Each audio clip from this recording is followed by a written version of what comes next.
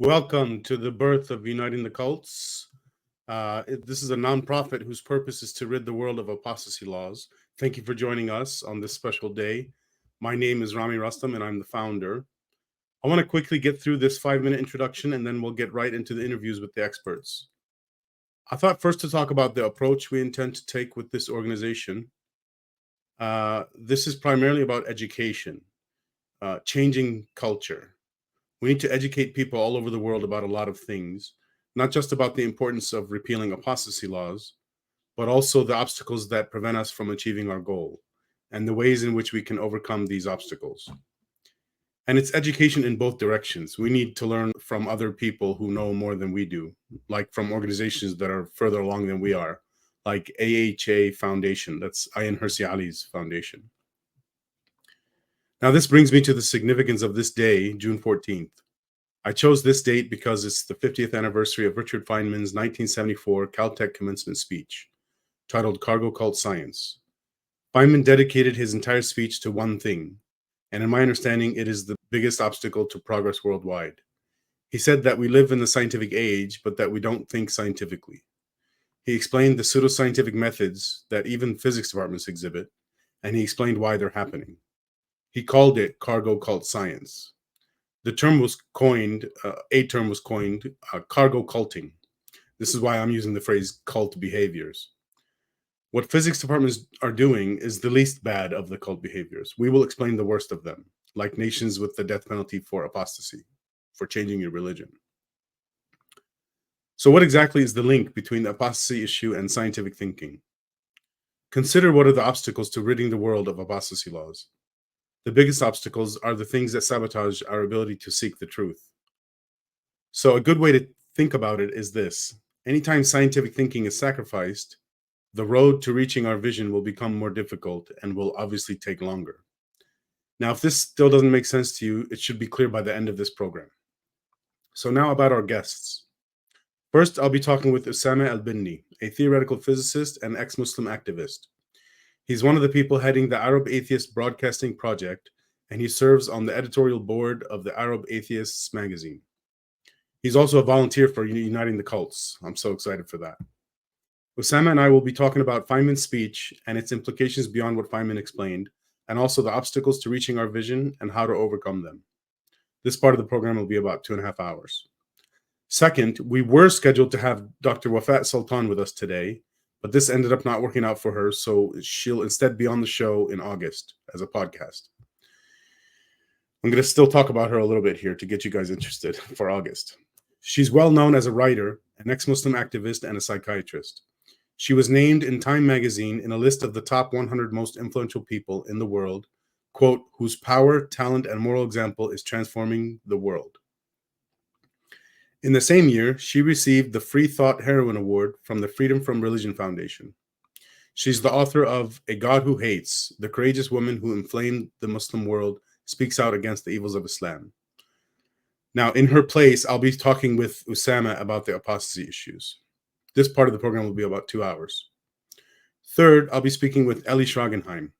He's a well-known international management educator and consultant, active in various fields of management, including corporate strategy, supply chain, project management, shop floor control, IT, and HR. He worked with a huge variety of organizations all over the world, including public sector organizations, industrial, high-tech, and startups. He's also taught, spoke at conferences, and consulted all over the globe, including the US, Canada, Britain, Russia, Brazil, Colombia, Israel, Germany, Italy, Belgium, South Africa, Australia, India, China, and Japan. That part of the program will be about 2 hours. Now, a few more things before we get started. First, as you're listening to these interviews, please submit your questions in the chat. We will try to answer all the questions at the end of each of these interviews, and if there's any leftover questions, we'll produce a separate Q&A video answering all your questions, scheduled to be released in a couple of weeks. Second, 2 of these interviews were pre-recorded, and we did that for many reasons, one of which is so that we could edit the videos and add helpful bits of information and images. Third, if you'd like to contact Usama or Eli, I've included their contact info in the description of this video. All right, so let's get started. All right, welcome, Usama, to our live stream. We're going to be talking about Feynman's speech in 1974, Caltech commencement speech, later named Cargo Cult Science. Um, and I don't even know what I'm supposed to say. I'm talking here the whole time instead of you. So Well, I want to thank you for hosting me on your podcast and for this event. It's actually a pleasure to talk about the ideas that were presented in Feynman's speech. It's a very rich and powerful speech that has so many different aspects that can benefit us, not only those who are doing science as part of their everyday life, but also for people who are interested in learning from what scientists do and infusing that in their own everyday life, and just in what they're doing, whether professionally or just as regular human beings. yeah, and I think a lot of people do recognize the science in general for working in all areas of life. Maybe not all. I know a lot of people say it doesn't apply to certain things. I remember my professor telling me science and religion don't mix, something like that. Well, the thing about science is that had science been something that we intuitively understood, we wouldn't have actually had the struggle and all that effort that we as a species had to put into this in order to learn about the world.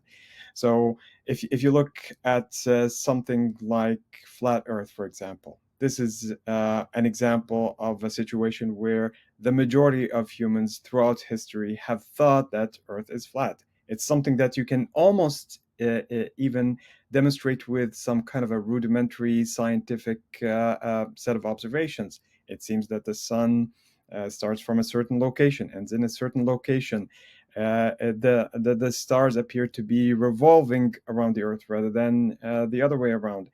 And yet, it is something that took quite a bit of time, even though people in ancient Greece were able to get a sense of how to detect that this is not true and to even make a measurement of the radius of the planet.